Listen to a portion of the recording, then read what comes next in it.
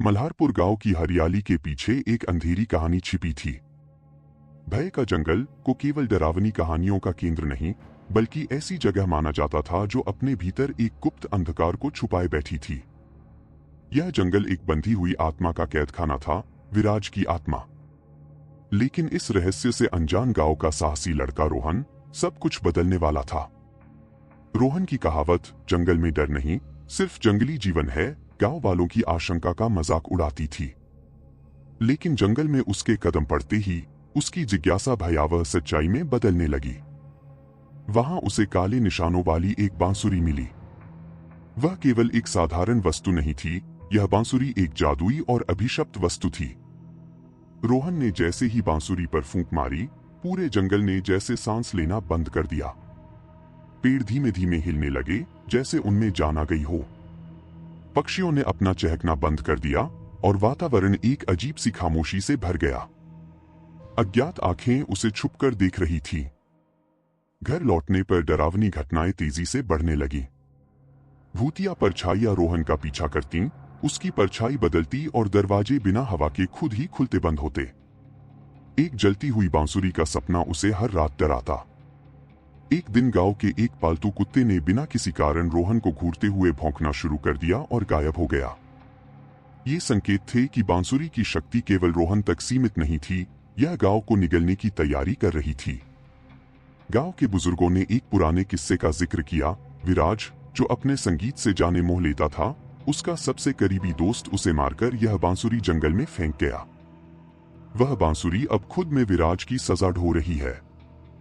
रोहन ने बांसुरी को वापस जंगल में ले जाकर विराज से मिलने की ठानी। लेकिन यह इतना आसान नहीं था। रात के अंधेरे में जंगल ने जैसे अपनी भयानक आवाज और आत्माओं का प्रकोप दिखाना शुरू कर दिया। हवा रोहन को पीछे धकेलने की कोशिश कर रही थी और हर पेड़ के पीछे से विराज की लाल आंखों की झलक दिखाई दे रही थी। जंगल की गहराई में जब रोहन ने बांसुरी का पहला सुर छेड़ा, ऐसा लगा जैसे जंगल ने खुद को जागृत कर लिया हो।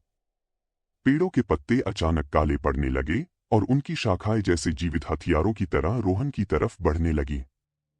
हवा ठंडी नहीं, बल्कि भारी और बोझिल हो गई, मानो कोई अदृश्य हाथ उसकी सांसों को रोक रहा हो। हर दिशा से सांसें लेने की भूतिया आवाजें सुनाई देने लगीं, जैसे विराज के दर्द ने पूरे जंगल को अपने पंजों में जकड़ लिया हो।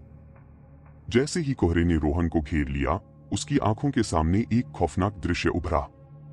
जमीन पर सैकड़ों भूतिया आकृतियों की परछाइयां दिख रही थीं, उनके शरीर मानो फटे हुए और अधूरे थे।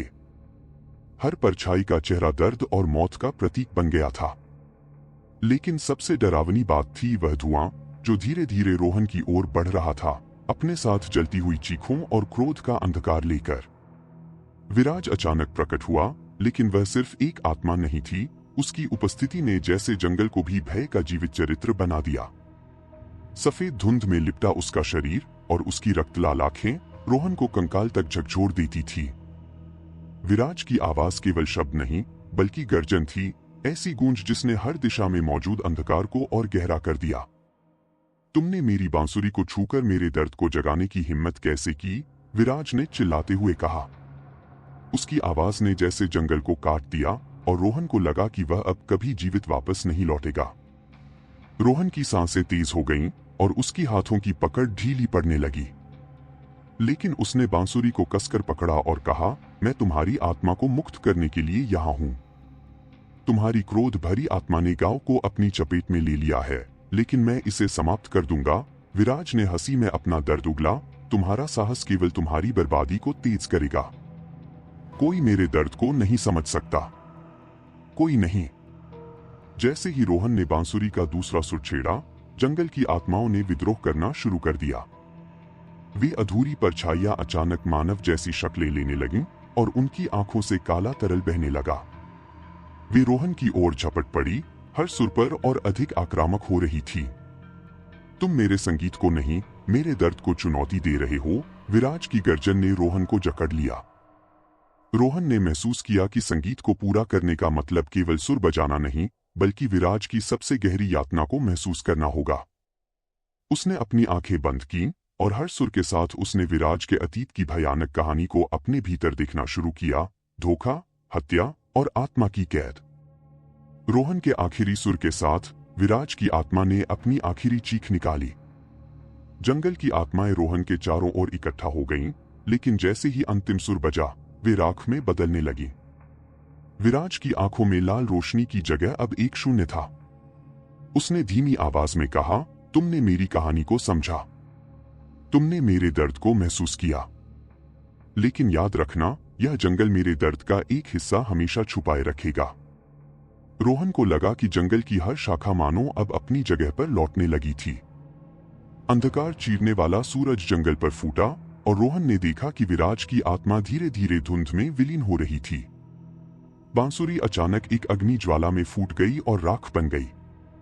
रोहन वापस गांव लौटा, लेकिन जंगल ने उसे अपनी अनंत यादों और डरावनी घटनाओं के साथ छोड़ दिया। वह जानता था कि वह जो अनुभव कर चुका था, उसे शब्दों में बांधना नामुमकिन था।